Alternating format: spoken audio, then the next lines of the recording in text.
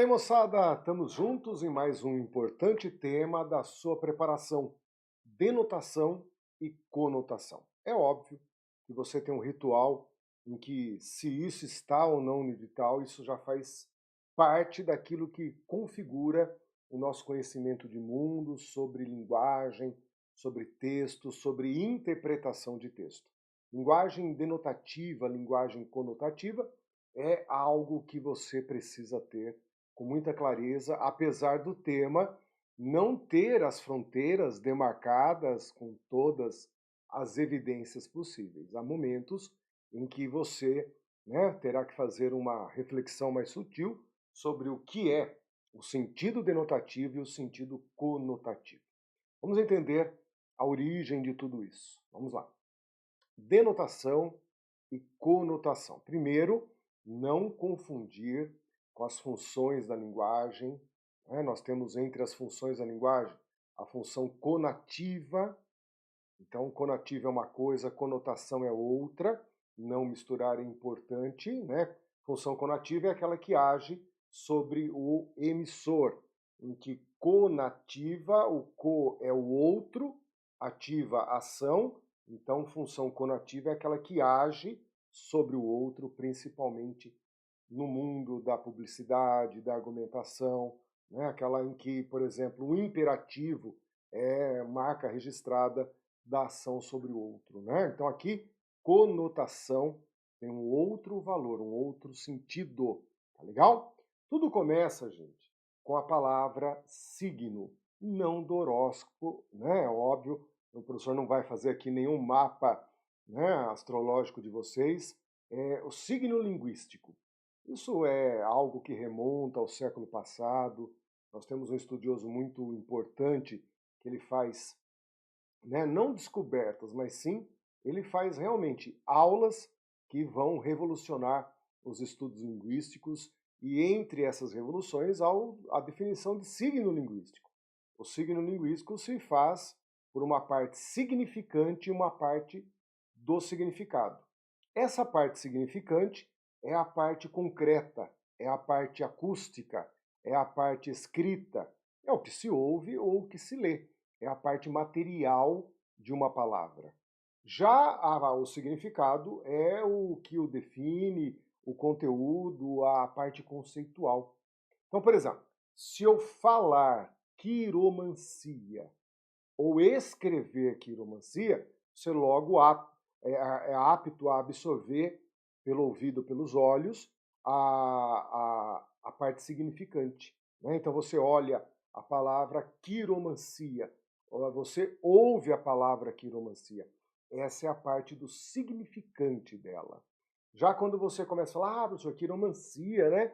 A pessoa lê a mão, fala como que a pessoa vai ser, o que ela vai ter, o que ela vai ganhar, o que ela vai perder, dá traços da personalidade da pessoa por causa das linhas da mão.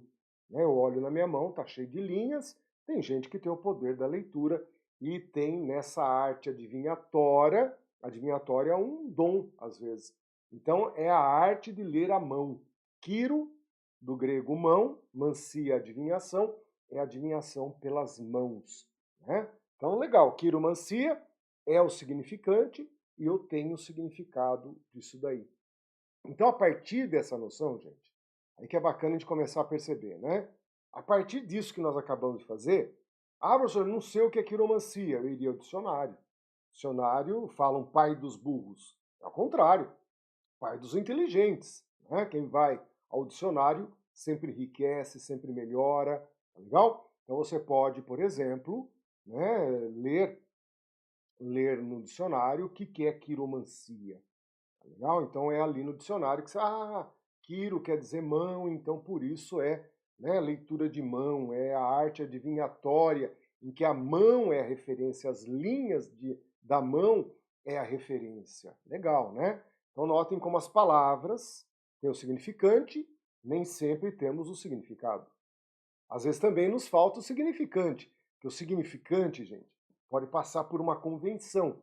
Então você até sabe o que significa, mas na hora de escrever, né, dá branco, amarelo, azul, preto, dá tudo, né? A pessoa não lembra o significante, não sabe o significante. Mas o importante é entender que todo signo linguístico tem o significante e o significado. E hoje nós estaremos trabalhando exatamente esse lado do conteúdo, esse lado da significação de alguma coisa, essa parte conceitual, tá bom?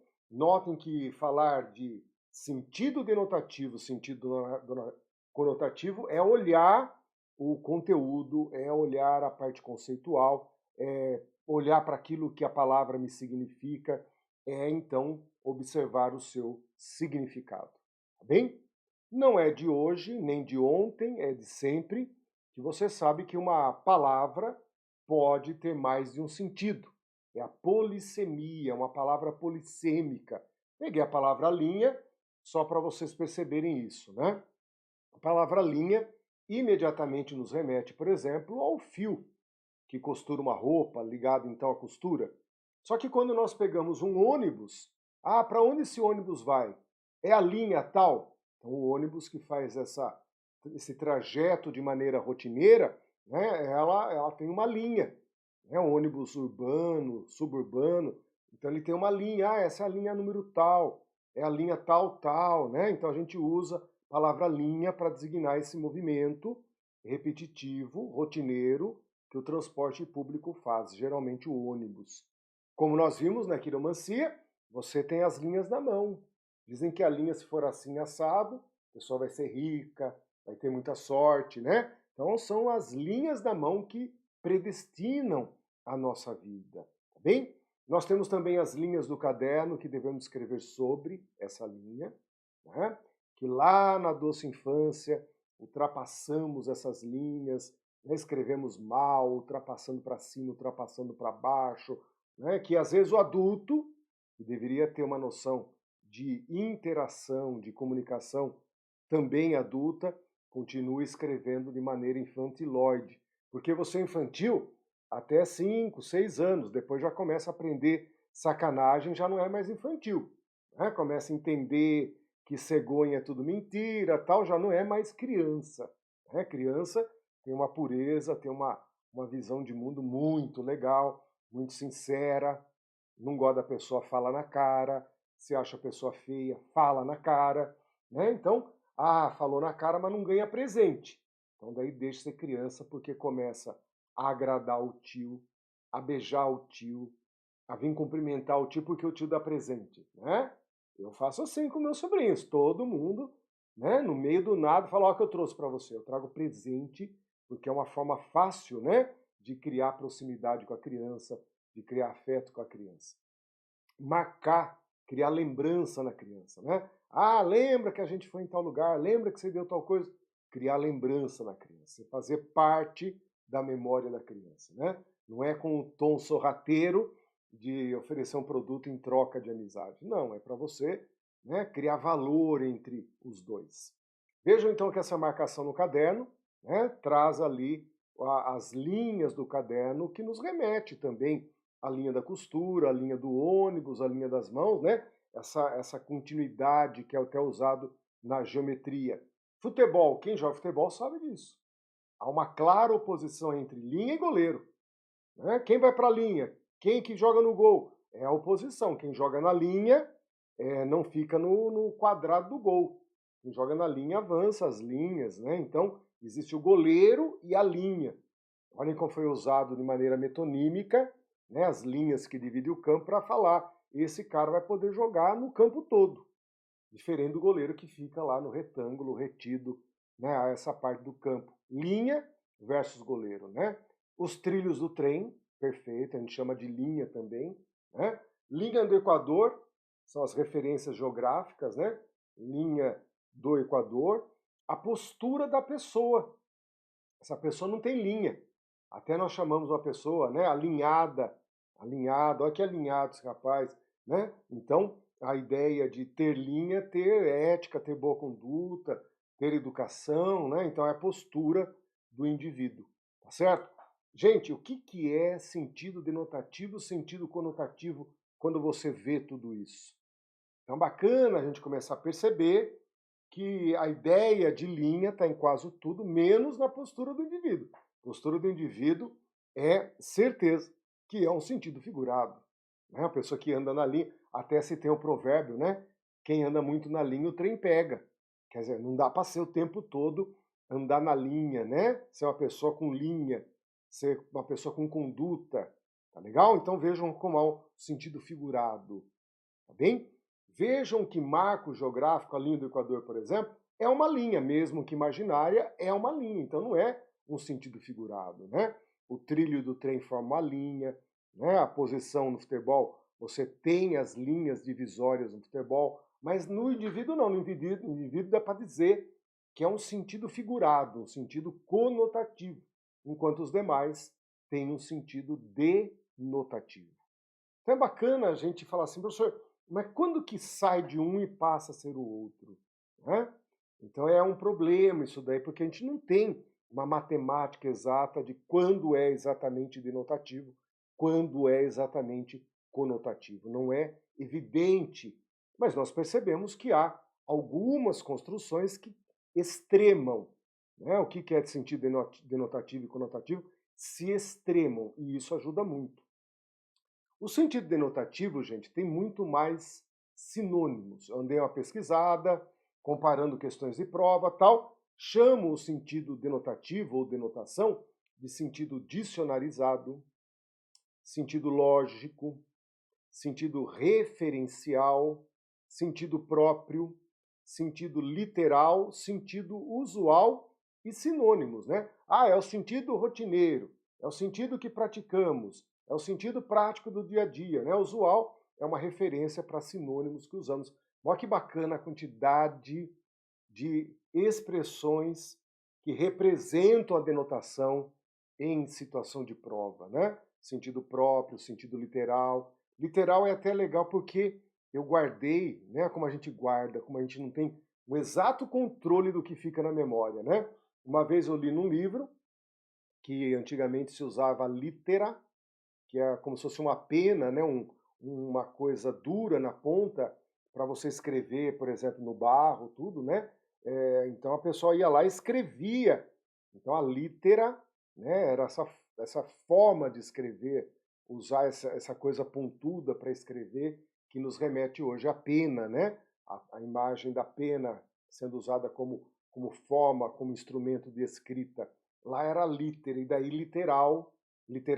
literalmente falando, ou seja, né, a palavra escrita no barro, escrita na pedra, né, aquela que está ali, que não tem sentido figurado, sentido, né? Então daí que nasce a ideia de literal, literalmente, né?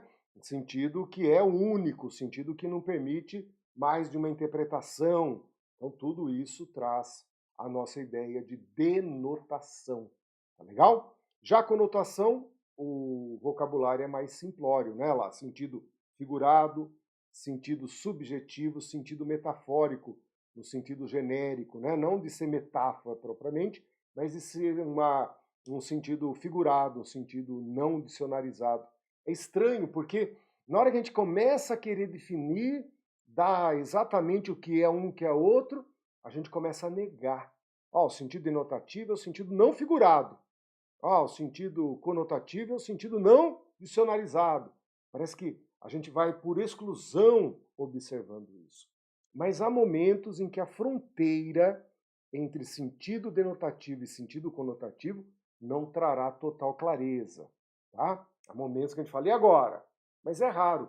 Nas provas, nas questões, nós temos a coisa bem extremada, o que nos dá uma tranquilidade. Então, observem como isso, por meio das questões, a gente vai configurando, né?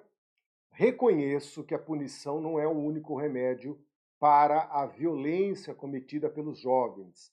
Evidentemente, políticas sociais, educação, prevenção, educação, assistência social são medidas que, se aplicadas no universo da população jovem, terão um condão efetivamente de reduzir a violência. Mas em determinados casos é preciso uma punição mais eficaz do que aquelas preconizadas pelo Estatuto da Criança e do Adolescente.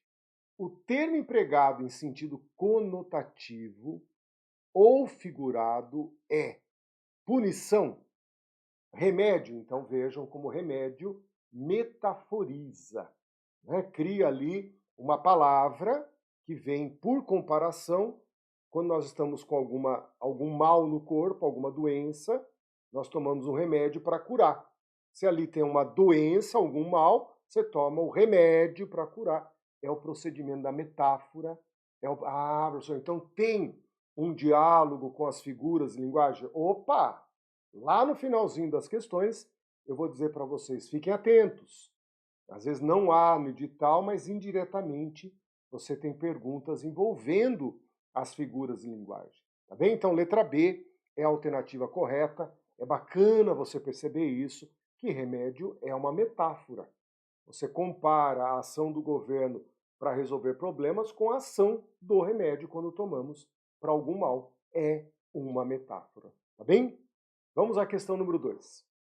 A frase abaixo, em que a palavra religião é empregada em sentido figurado, é: fez da obediência ao coronel da fazenda a sua religião. Então já está aí, né, a palavra religião, usada de forma figurada, usada de maneira subjetiva.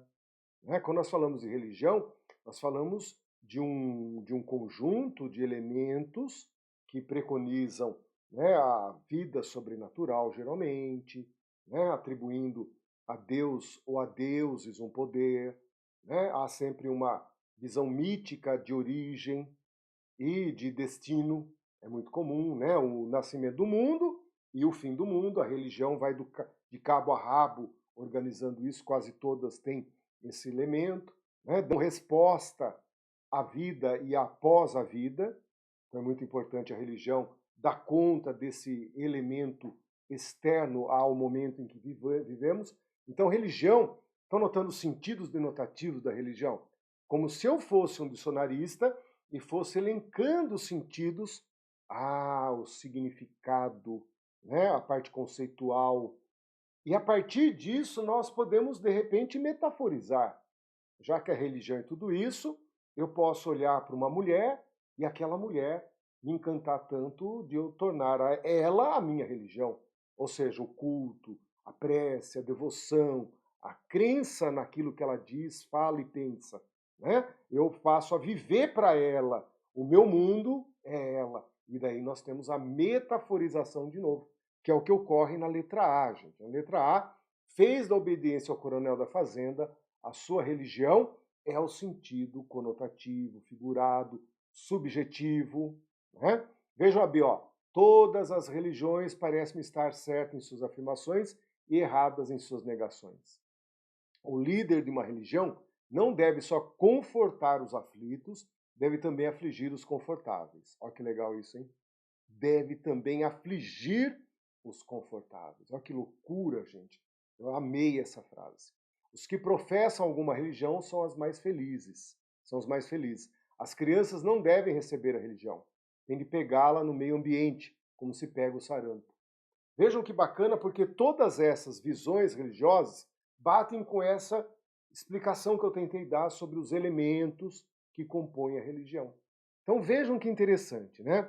Se eu tentasse definir homem, vocês imaginam o verbete homem no dicionário? Né? Homem, homo sapiens, ser humano, né? Quadrúpede, não, ele tem, né, duas pernas, dois braços, quadrúpedes, não sei se caberia, né, porque nós não andamos com quatro patas. Eu começo a sentir uma contradição quando me comparo com os animais. E, né, o que é atributo natural de um animal? Burro, quadrúpede, né? Eu já não sei se eu usaria para o ser humano. Mamífero, né? Mamífero, que normalmente vive em grupos. Né? Então, eu ia dando as características do homem, do homem, do homem, do homem. Eu ficaria até amanhã fazendo isso. Vejam como o dicionário ele tem um trabalho desgraçado, né? Como se fosse aquele trabalho de Sísifo, que por ter roubado, eu não me lembro o fogo, agora me vem com clareza, acho que foi o Sísifo, né? Acho que sim.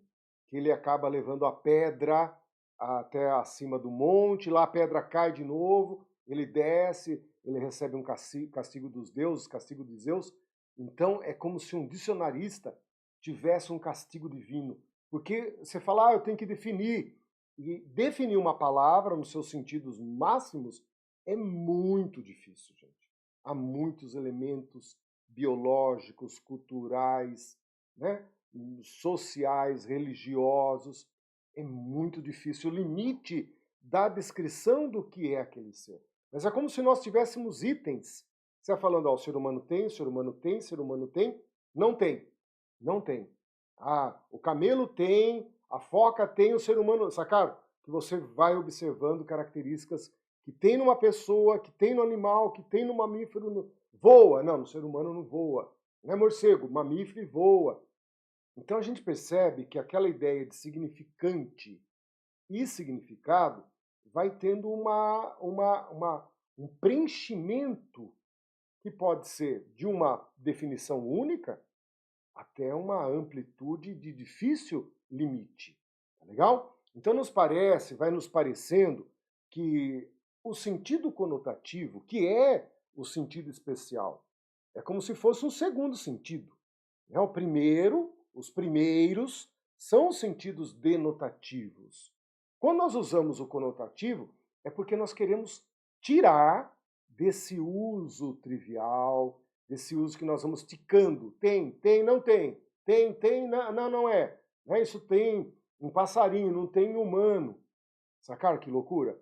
Nesse exato momento, a linguagem figurada, então, ela vem para produzir um conteúdo, produzir uma parte conceitual, uma parte em que não estava prevista, não estava dentro das nossas expectativas.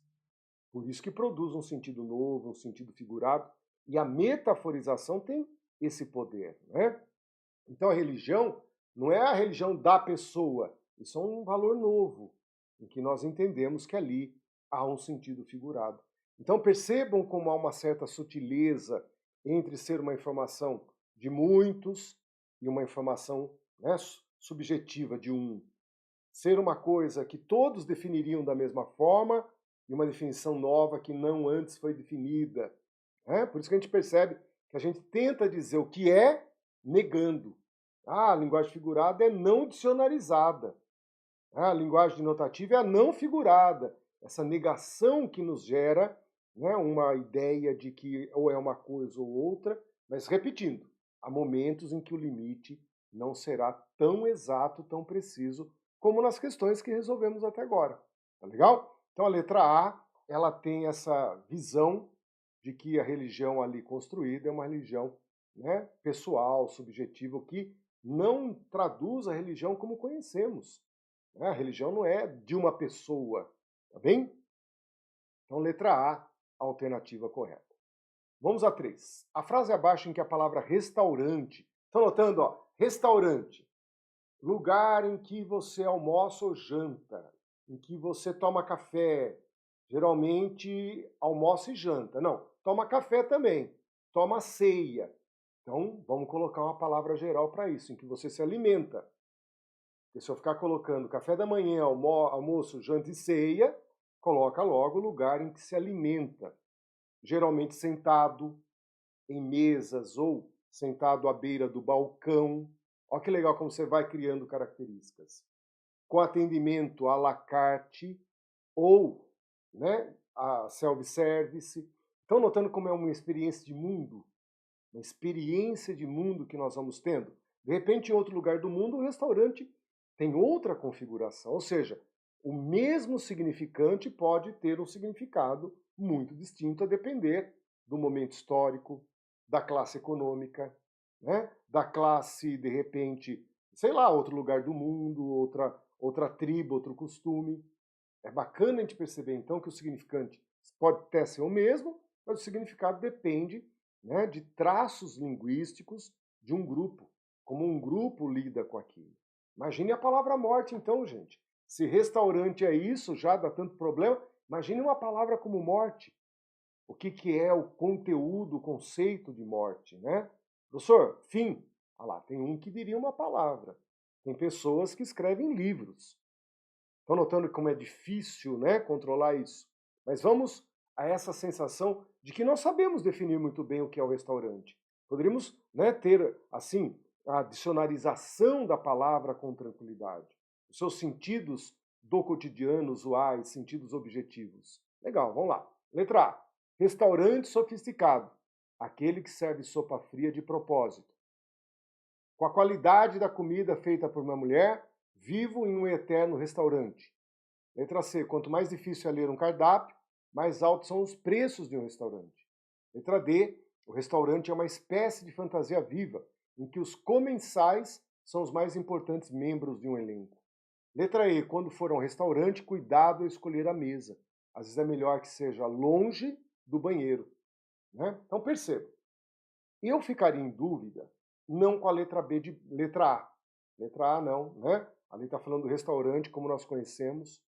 Na letra C, restaurante como nós conhecemos, restaurantes caros, né? Letra E, a mais simples de todas. Legal?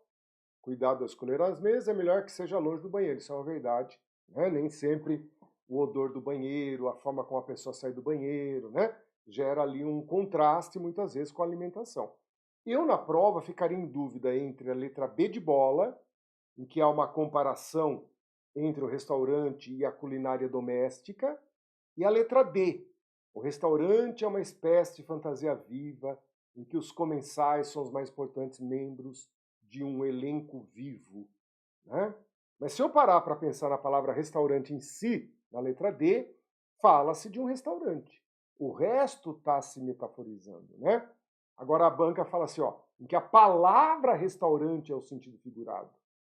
O sentido figurado ali é a questão do elenco, né, em que você tem os comensais tomados como personagens de uma peça, por exemplo.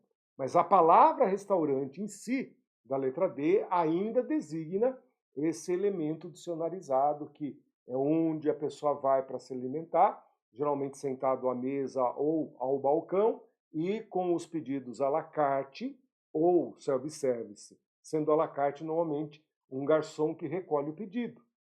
Vejam como ali na letra D essa imagem se perpetua. O resto produz comparações, mas a palavra restaurante em si, ela está ali justa. Por isso que a letra B, gente, é a que produz o sentido figurado, em que, né, a alimentação doméstica feita por minha mulher, a alimentação do dia a dia, é comparável, ó, metáfora, né? É comparável a um restaurante, tá bem? A minha alimentação doméstica é um restaurante, é igual a um restaurante, é da qualidade de um restaurante. Na mesma hora, você já tira daí a ideia de comida fina, comida bem feita, comida saborosa, o prazer de se alimentar, como nos bons restaurantes. Né? Uma vez ou outra a gente encontra isso na vida, fora da comida trivial, né? De boteco, botequim, botequim de esquina e assim por diante. Vejam que bacana, a letra B é a que traz a linguagem, então, figurada, a linguagem conotativa, comparando a comida doméstica, a alimentação doméstica, com a alimentação produzida em um bom restaurante. Né? Basta lembrar como descobrimos nos primeiros anos da vida esses livros que deixaram rastros em nossa infância e talvez aparecerão nítidas algumas figuras que foram nossos mediadores de leitura. A palavra rastros é tomado em seu sentido denotativo? Não. Na prova alternativa erradíssima, rastros ali, que no sentido literal, vamos pensar se você estivesse construindo um dicionário, né? Rastros são os sinais deixados em alguma superfície por animais ou por seres humanos. São marcas de pegadas. Né? Conforme a pessoa anda ou um animal anda, ele deixa rastros em determinadas superfícies. Né? Então, não é o sentido denotativo quando ali você diz que aquelas primeiras leituras feitas na infância deixam marcas na memória, deixam rastros, sentido conotativo, sentido figurado, e por isso a número 4, erradíssima, né? Vamos ler o trecho juntos. Sim, meu caro paulista, o garçom carioca é, antes de tudo, um nobre, um antigo membro da corte que esconde por trás da carapinha entendiada, do descaso e da gravata borboleta, saudades do imperador. Se deixou de bajular os príncipes e princesas do século XIX, passou a servir reis e rainhas do 20. Levou gin tônicas para Vinícius e caipirinhas para Sinatra, whiskies para Tom e leites para Nelson. Recebeu gordas gorjetas de Orson Welles e autógrafos de Rockefeller. Ainda hoje fala de futebol com Roberto Carlos e ouve conselhos de João Gilberto. Continua tão nobre quanto sempre foi, seu orgulho permanece intacto. Então a gente vê que é um autor de crônicas, provavelmente, falando para um paulista que com certeza reclamou do tom enfadonho que um garçom carioca atende. Em São Paulo, por exemplo, ao entrar em qualquer recinto mais popular, você já vira chefe, patrão e doutor. Fala, chefe. Fala, patrão. Fala, doutor. Só isso hoje. Vai um cafezinho do almoço, cortesia? Então, no garçom paulista, a gente tem uma dinâmica de apreço ao freguês, acolhimento ao freguês. Chefe, doutor, fala, doutor. Fala, patrão. Ó, que delícia. Então, esse ar enfadonho, de repente, de atendimento displicente do carioca, faz com que nasça essa visão. Pô, se no século XIX, XX, que nos remete ao império, gente, lá no Rio de Janeiro, carioca, Rio de Janeiro, eu tinha que relacionar realmente ao fator histórico determinando a interpretação, que ali realmente houve príncipes e princesas no século XIX. Sim. Mas depois, no século XX, artistas e cantores famosíssimos assumiram esse posto de império da arte. Aí entra o sentido metafórico. Rei Roberto Carlos, por exemplo, é um sentido metafórico. Tá bem? Então nós temos ali vários artistas que começam a ser chamados de príncipes, princesas, reis e rainhas.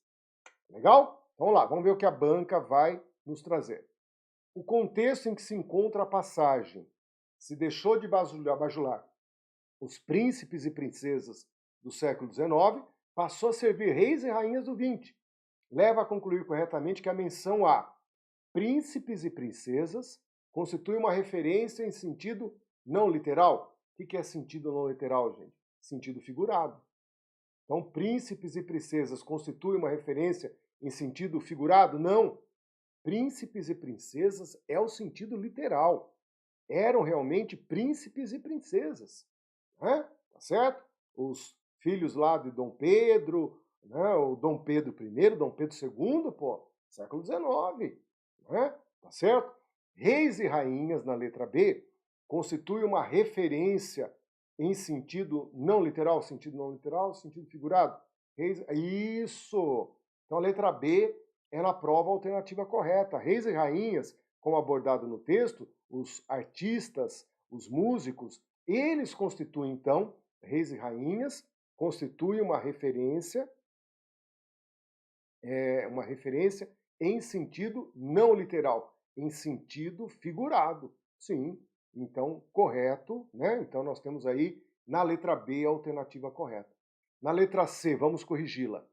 Príncipes e princesas, reis e rainhas, constituem uma referência em sentido não literal? Não. Príncipes e princesas, literal, reis e rainhas, não literal.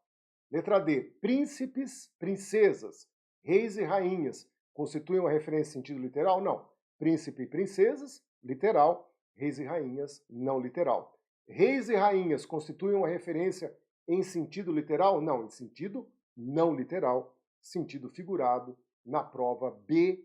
Então veja o sentido literal, como nos remete ao sentido denotativo, eram os reis e rainhas, perdão, é o sentido figurado, sentido conotativo, mencionando ali o sentido comparativo entre quem era da realeza, quem eram os mais importantes, com esses personagens musicais e artísticos que trazem tanta fama e tanta popularidade, comparando ao poder do rei, ao poder da rainha. Então, notem que a letra B, a alternativa correta. Vamos a 6. Há emprego do sentido figurado das palavras em os brasileiros estão entre os povos mais atrasados. No ranking geral, os suíços ocupam o primeiro lugar. Os brasileiros dão mais importância às relações sociais. Como ser pontual se o trânsito é um pesadelo? Não se pode confiar no serviço público? É isso que a gente começa a ter desconfiança, né? A palavra lá, professor, está sendo... Vejam que a banca ela não vai ser também, né, lesada a ponto de não colocar para nós uma margem de segurança. E quando a gente começa a mergulhar nisso tudo, a gente começa a criar desconfiança das palavras. Será que é um sentido dicionarizado? Será que é um sentido lógico? Será que é o sentido usual ou não? E a letra D nos dá uma tranquilidade, nos dá uma folga para entender que ali pesadelo foi usado em sentido metafórico. Não é um pesadelo. É que viver o condicionamento do trânsito e um pesadelo se comparam. Daí o sentido figurado, o sentido, então, conotativo. Né? O trecho do texto em que há somente denotação é: na noite dessas, ciscando num desses canais, ó, ciscando, é uma linguagem conotativa. Quem cisca, geralmente são animais, né? Como a galinha, por exemplo, é que quis dizer que estava ali mudando de canal em canal, pulando de canal em canal, como quem cisca, né? Ciscar exige várias vezes o mesmo movimento em busca de um pequeno alimento, então ele estava ali em busca de um canal útil, e quanto mais canais nós temos, mais canais inúteis, né? E a ciscar cai bem, cai bem. Mas é um sentido figurado. Quem cisca no sentido denotativo é o animal. O animal estava, a galinha estava ciscando. Agora, o ser humano ciscando para achar um canal, você já entende que é um sentido novo, um sentido subjetivo, um sentido, então, figurado. Né? Minhas necessidades são mais modestas. Vejam como não há nenhuma metaforização. Né? Letra C, contemporâneo das cavernas da informática. Das cavernas, mostra que ele não é tão contemporâneo aos nossos dias, mas sim aos primórdios da informática. Né? Letra D, retirei das entranhas de isopor o novo notebook. As entranhas aí fazendo essa comparação ao corpo de um ser humano, de um animal. Né? Letra E, houve um corte na memória. Não, memória não pode sofrer um corte como sofreria um pão. Então, a letra B, sem dúvida, é aquela que se apresenta isoladamente, sem nenhuma linguagem metafórica, uma linguagem, né, conotativa, uma linguagem metaforizada. A letra B está ali sem nenhuma figura, né, sem nenhuma linguagem conotativa. Vamos ao número 8. As palavras são empregadas no sentido denotativo literal em estado de dicionário ou no sentido conotativo, figurado. Isso que é bacana perceber, né? As palavras, elas têm essa dupla possibilidade, ou tá lá ou tá cá. Né? A palavra do texto destacada do debate público sobre... Desculpe, a palavra do texto destacada está empregada no sentido figurado em... Então, na letra A, o principal traço característico do debate público sobre desenvolvimento global, seja em nível local ou global, neste alvorecer do século XXI. Então já está aí o sentido figurado, né? E que se compara o início do século XXI à alvorada, né? O início de um dia. Tá bem? Quem prestou algum serviço militar geralmente convive muito com a alvorada, esses primeiros raios do sol em que, né, a tropa já se balança, já se chacoalha para se botar em ordem. Então vejam que alvorecer, nascer do dia, início do século, a metaforização que a letra A nos traz. Né? Número 9, algumas palavras ou expressões assumem sentido conotativo, segundo o contexto no qual estão inseridos. Isso ocorre em: nunca tinha ido a um baile infantil, nunca me haviam fantasiado. Deixa eu chamar a atenção para uma coisa fundamental. Uma palavra sozinha, você consegue apurar o sentido denotativo. Se eu falo livro, você monta para mim aqui todas as características que um livro pode ter. Ou seja, você teria o papel de um dicionarista tranquilamente. Então, o sentido dicionarizado, eu falo livro, você vai lá e monta. Monta de uma maneira maravilhosa, com mais ou menos detalhes, dependendo da experiência de cada um com o livro. Agora, né, se você vai usar o sentido figurado por si só, em uma palavra, você não consegue. Você precisa de uma frase, precisa de um contexto. Às vezes não é só uma frase, depende do trecho como um todo. Por isso que você, às vezes, não tem o texto na questão que nós estamos trabalhando, mas você sabe que na prova você teria o texto. Vejam como a linguagem conotativa nos obriga ao contexto em que ela foi aplicada, senão você não consegue apurar esse uso fora do usual, né? Esse uso fora do trivial, o uso extraordinário e não o uso ordinário. Olha como vai criando, né? A gente vai criando uma noção, pelo menos teórica, para poder distinguir uma coisa da outra. Mas vejam essa noção de que a linguagem denotativa você absorve a partir da palavra, o que não ocorre nunca com a linguagem conotativa. Você precisa da frase, você precisa do contexto para produzir. Então, às vezes, né, você olha, professor, mas esse baile infantil aí era um baile mesmo? No texto, era um baile. Era efetivamente no sentido denotativo, no sentido mais, né, mais óbvio que pode existir de baile infantil. Tá bem? Letra B. Uma ou outra beata com véu cobrindo a cabeça e a igreja. Então, vejam que só o trechinho você fala, professor, mas o beata aí é no sentido de pessoa religiosa, extremamente religiosa? O véu era realmente aquilo que elas usam para cobrir em respeito, né, à morte de Cristo? Estão notando como a gente vai se policiando? E no texto era exatamente isso. Né? Uma pessoa que está levantando ali de muito cedo para ir a algum lugar e encontra essa pessoa beata indo à igreja. Né? Na letra C, quantas horas depois a atmosfera em casa acalmou-se? Minha irmã, perdão, me penteou e pintou-me. Então vejam quantas horas depois, quando horas depois a atmosfera em casa acalmou-se. A atmosfera é algo que está nesse contínuo, né, entre a terra e o céu mais próximo. É essa parte que nos mantém ainda vivos se nós cuidarmos direitinho, né? A atmosfera, essa primeira camada mais próxima de nós. Essa comparação entre o clima da casa e o clima atmosférico é uma metaforização.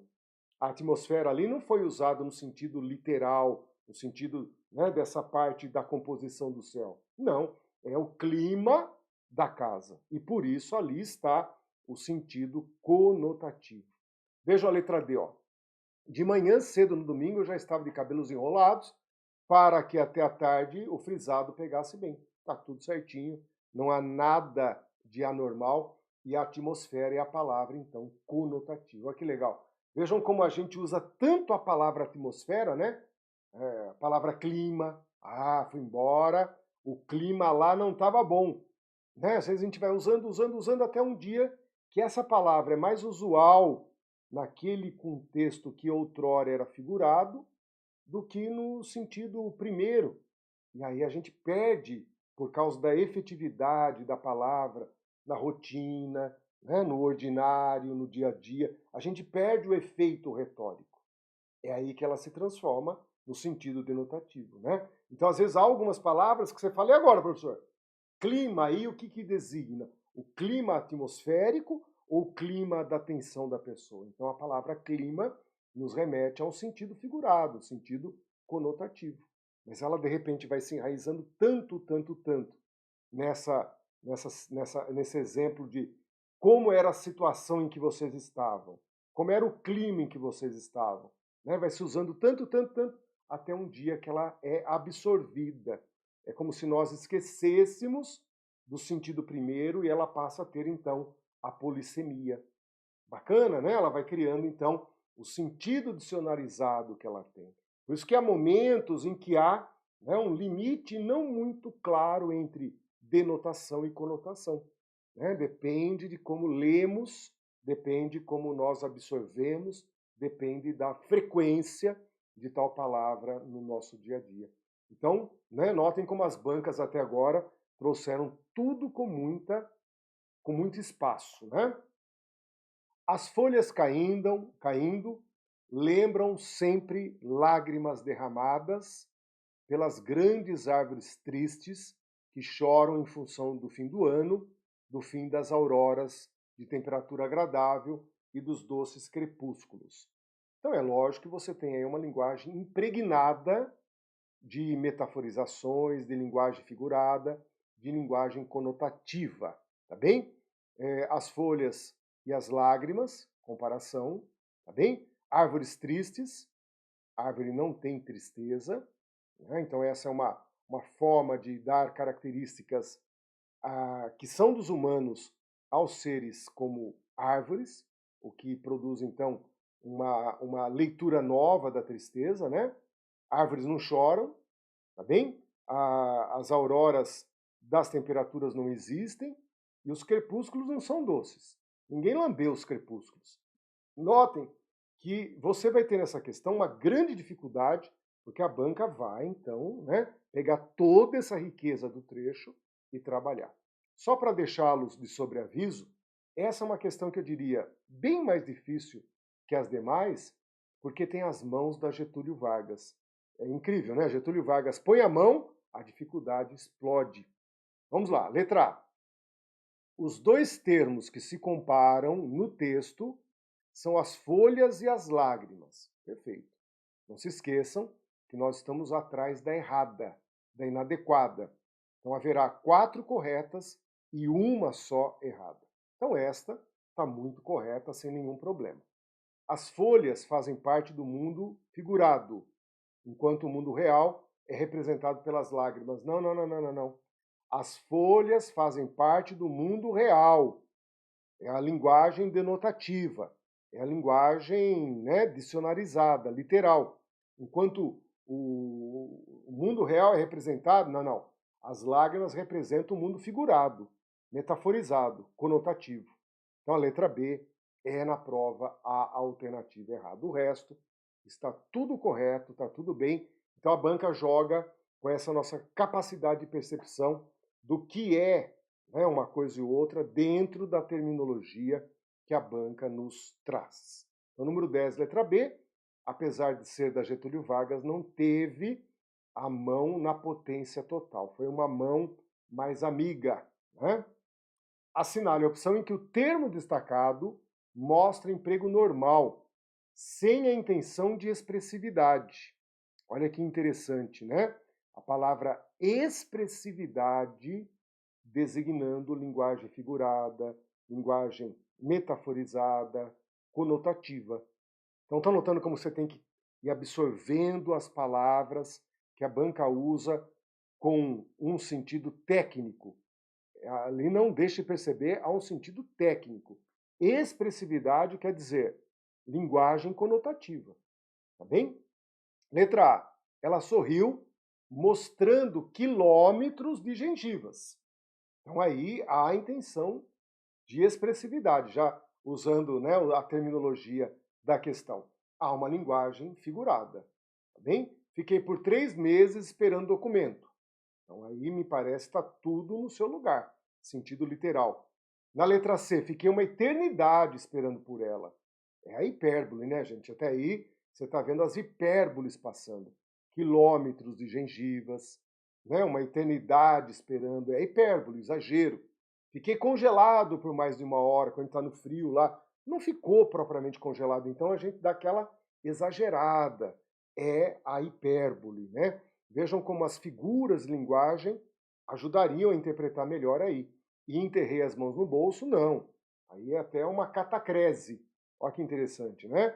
Quando a gente usa uma palavra que tem por origem a palavra terra, mas nós deixamos de usar. Igual embarcar no avião, por exemplo, né? Embarcar no trem, é o caso de enterrar as mãos no bolso. Então, aqui não traz, sem dúvida alguma, a letra B de bola, que está ali toda lisinha, sem nenhuma linguagem figurada. Falando, gente, em figuras de linguagem, né, eu tenho uma aula que ela foi trabalhada sexta-feira. Qualquer coisa você já gruda nesta aula. Se você não assistiu ainda, né, já coloca aí como aula a ser assistida. Ela está fresquinha aí do lado na sexta-feira passada. Tá bom? Vamos à nossa última questão, que invocará a linguagem denotativa, a linguagem conotativa, mas você precisaria ter um pouco de conhecimento sobre figuras de linguagem. Olhem lá. Considerando os recursos estilísticos da linguagem, pode-se afirmar que um tipo de linguagem figurada foi empregado em: quanto maior o número de cliques, mais o autor fatura. Revista USP discute o jornalismo na era da pós-verdade. Isso se deu, de acordo com o professor, por pelo menos dois motivos. E inspirada nas ideias do professor Thomas Petin, da Universidade do Sul da Dinamarca, está exposta. Então vejam, né, essa questão seria muito difícil se você não conhecesse o termo metonímia, que é uma das figuras de palavras, né?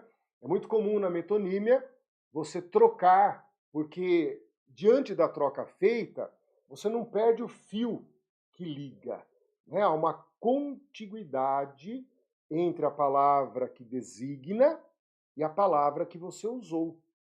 Né? Quando eu digo lá, era um craque, chutava o couro como ninguém, couro designando bola. Então, eu usei couro, que é o material, por bola. Como há uma contiguidade, você entende que couro significa bola. É o material pelo produto. Quando eu digo assim, nossa, você toma Porto, você gosta de tomar Porto, tal, né? Ah, então tá tomando o vinho do Porto. É o nome do lugar pelo produto, igual champanhe hoje, que você só pode usar, né, para aquele produto feito na região francesa de Champagne. Você não pode mais usar a palavra champanhe para produtos feitos em outros lugares. É daí que champanhe virou frisante, né, para todo lado. Então notem como nós temos o produto sendo trocado pelo lugar em que ele é feito, né? Você já fumou um cubano? Ou seja, um charuto cubano?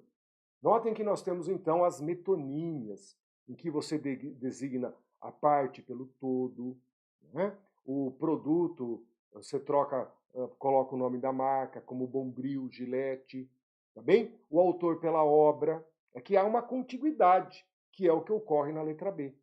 A revista USP discute alguma coisa? Não. A revista não tem esse poder, mas sim os integrantes, né? Os associados, a diretoria. Estão notando então que revista USP é o nome de uma publicação que está ali sendo usada por contiguidade em relação aos integrantes dela, aos que participam da sua construção. Então ali, né, os participantes da revista USP discutem.